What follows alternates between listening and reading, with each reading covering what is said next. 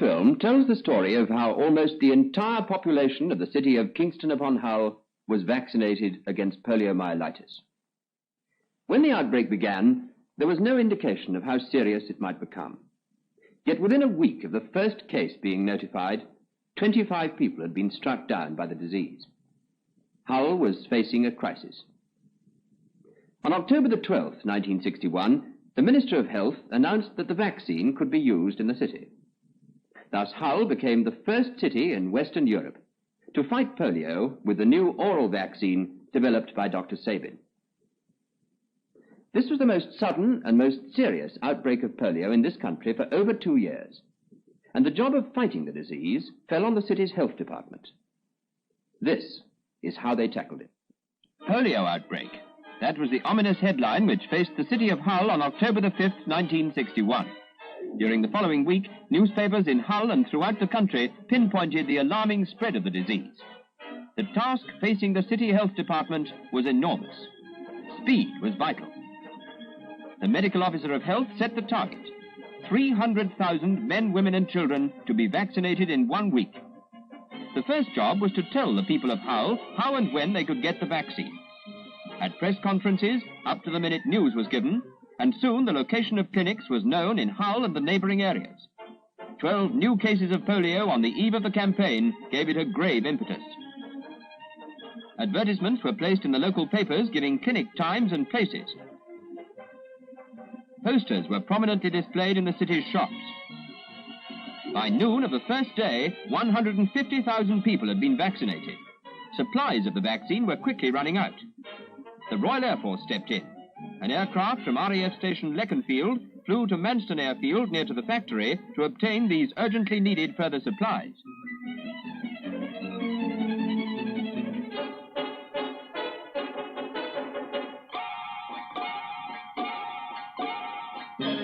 This was a cargo which received VIP treatment. Packed in special containers lined with dry ice, the vaccine was carefully and quickly transferred to a waiting van.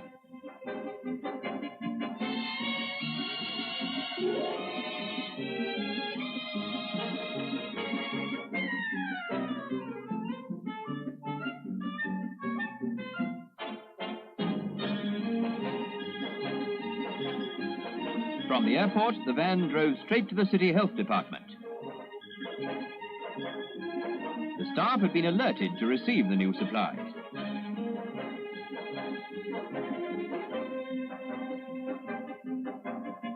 Here, the crates were unpacked.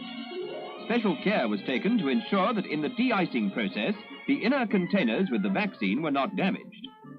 If the vaccine had been kept in the containers, packed with dry ice, it would have remained frozen solid for another 3 days. Once it's removed, it thaws quickly, but retains its potency for about 7 days.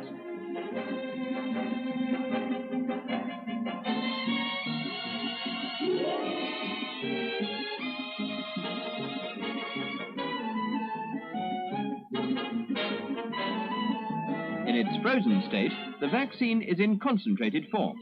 Before use, it must be diluted. This is a simple procedure.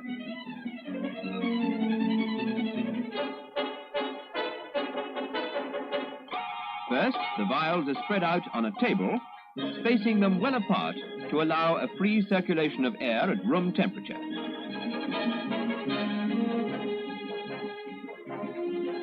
And then they're left to thaw.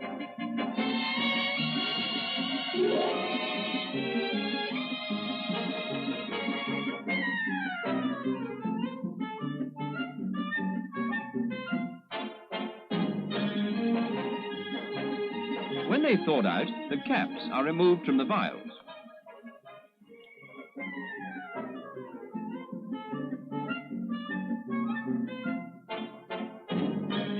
The rubber seals are swabbed with acetone.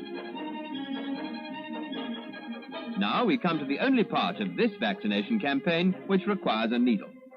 Disposable sterile syringes are prepared to inject sterile saline into the vaccine.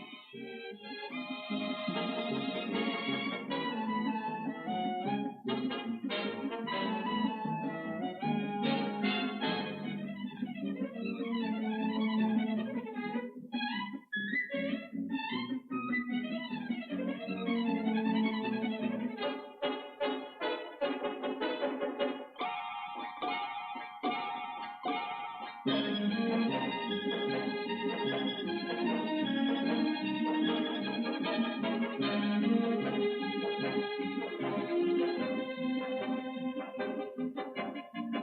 saline is injected into the vial.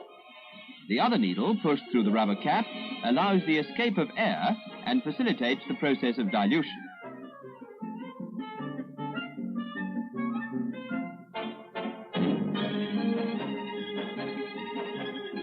Now the vaccine is ready for use. The diluted vaccine is repacked into the original boxes for distribution to the clinics. In a room below, the nerve center of the campaign. From here, supplies of sugar, syrup and vaccination cards went out. Members of the health department staff answered a constant stream of telephone calls and took hourly progress reports from the clinics on their vaccine stocks.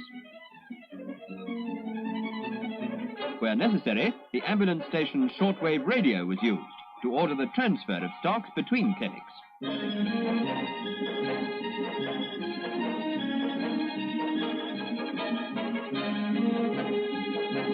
This clinic was in one of the 40 schools used for the purpose during the Hull campaign, and here the vials of diluted vaccine were opened for immediate use.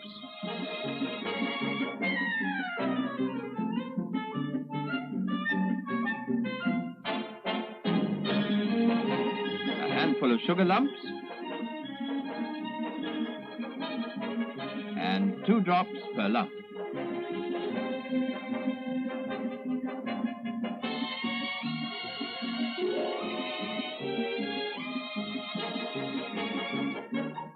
The Lord Mayor of Hull and other members of the corporation took their sugar lump vaccine and obviously enjoyed it.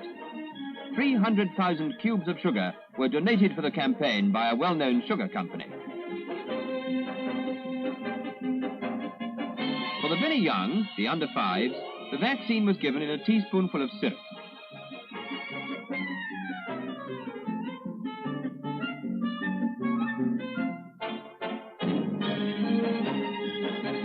Like the sugar treatment, 2 drops of vaccine make the dose with syrup.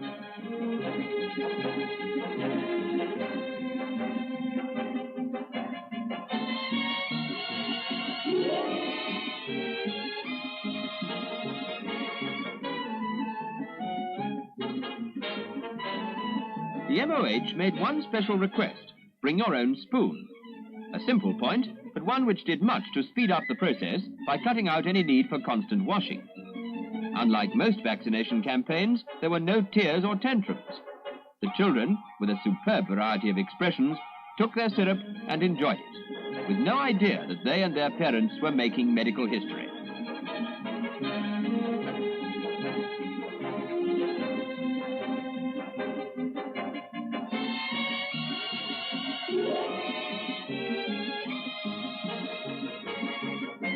Administration brought its problems. They were solved by a system of record cards collated and completed at the vaccination centres by members of the health department and volunteer workers. Even the mayor got one. Cards were made out for 4 different categories and in 4 different colours. For school children and the under 5s, for adults who had not received any Salk vaccine, for adults wholly or partially immunised with Salk vaccine, for non-residents of Hull. The people of Hull looked on the polio vaccinations as a family affair for old and young alike. While mother and son went to the clinic, father got his sugar lump at the factory or office.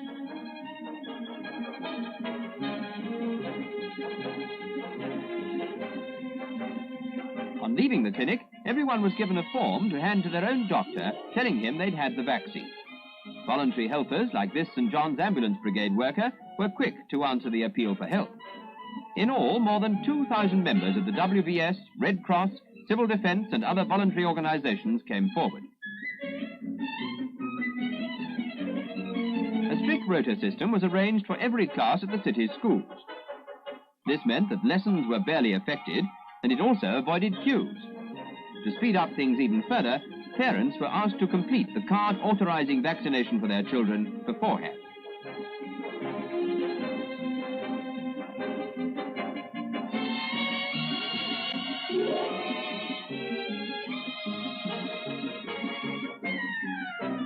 the children, it was a peculiar grown-up game. But not for the nurses.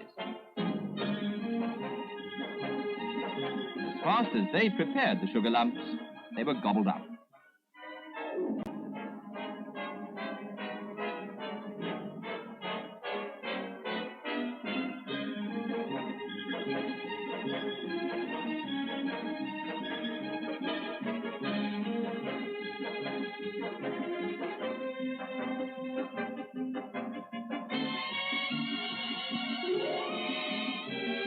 In factories, too, emergency clinics were set up. As with the schools, a rota system meant that lost working hours were kept to a minimum. This operator will be back at his workbench in a few minutes, and there's no sore arm to worry about.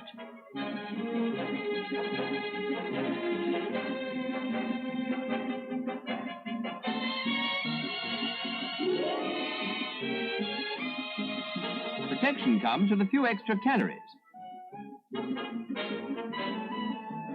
But you need the vaccine on the sugar. Department stores make ideal sites for vaccination centres.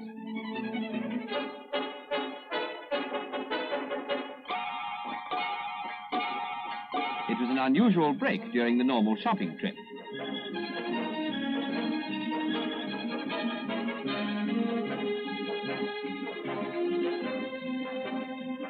But it wasn't just shoppers who used the facilities. Anyone could come into the stores. Usually there was a short wait, and then the formalities of the vaccination cards to be completed before the sugar lump with its vaccine was handed over. Over 15,000 people got the vaccine in one store, a tribute to the excellent cooperation between private enterprise and the local authority. For most of Hull's citizens, the vaccination campaign meant little disruption to their normal life. But for the Public Health Department, it had meant many long hours of work. How did the campaign work out? A month after the first case was notified, I met the Medical Officer of Health for Hull. Doctor, as Medical Officer of Health for Hull, you've been the director of the first mass immunization campaign with Sabine oral vaccine to be used in Western Europe. What was the object of this campaign, and do you say you've succeeded? We'd hoped to give as many people as possible in Hull this vaccine, and I think that when I tell you that we gave it to 96.3% of the population, I think we can claim fairly that we have succeeded. We succeeded because of the tremendous response of the people of Hull to our appeals to come forward to receive the vaccine. What were you really trying to achieve? We were attempting to break the outbreak. We weren't attempting to vaccinate the people of Hull against all forms of polio. Our primary aim and object was to break this outbreak. The organization of such a campaign must have been a tremendous problem. Yes, it was, but my task was made very much easier by the tremendous enthusiasm of my staff.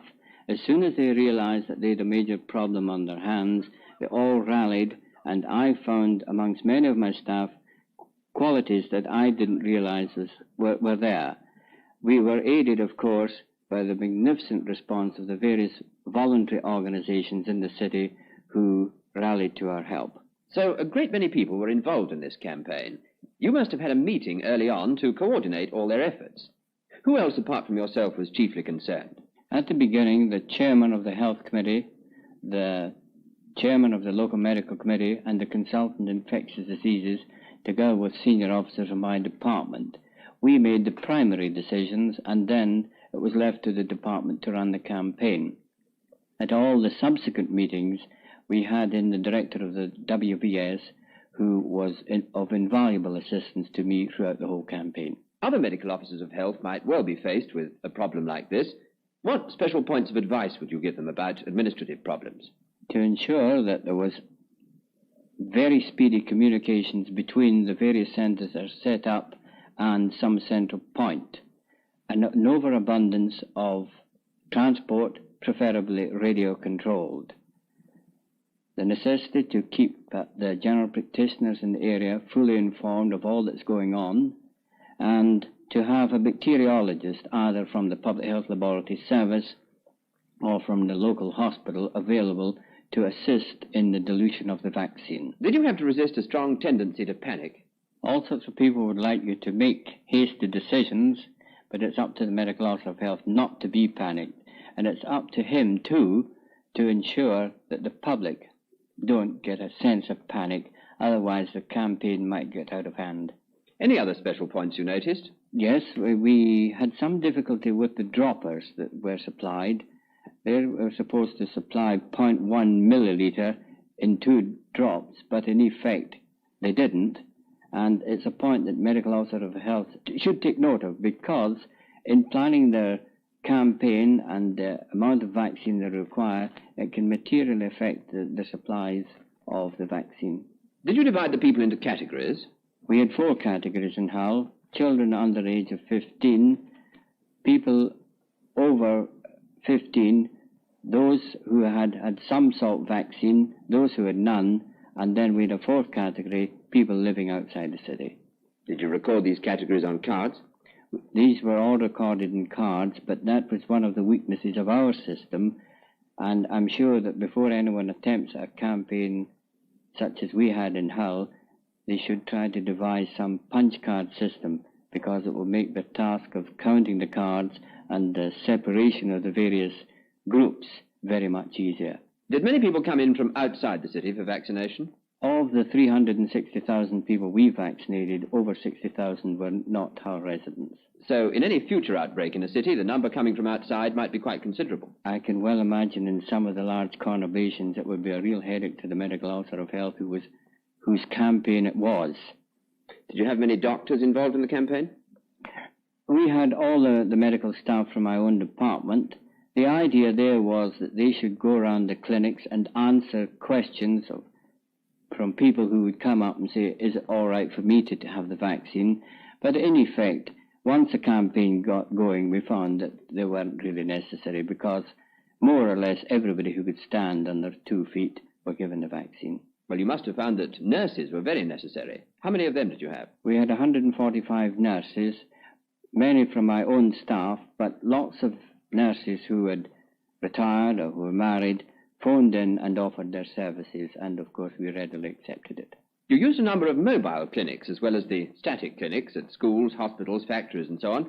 How did the mobile clinics work out? They did excellent work. They went to factories and shops where we thought it would be profitable from the number point of view to send a mobile team, and we had utmost cooperation from factory management and from the shops too. You call them mobile teams? I prefer that name, because it was a team that went out to the various factories and shops. I understand you used type 2 vaccine in this first campaign. Does this give long protection? The type 2 vaccine which we use will offer a long-term protection against type 2 and a short-term protection against types 1 and 3. Briefly, Doctor, what conclusions have you come to about this new oral vaccine? This new oral vaccine has 2 main uses. The first, to use it as we did in an emergency, to break an outbreak, and secondly, to use it as a long-term measure to protect the community as a whole against poliomyelitis.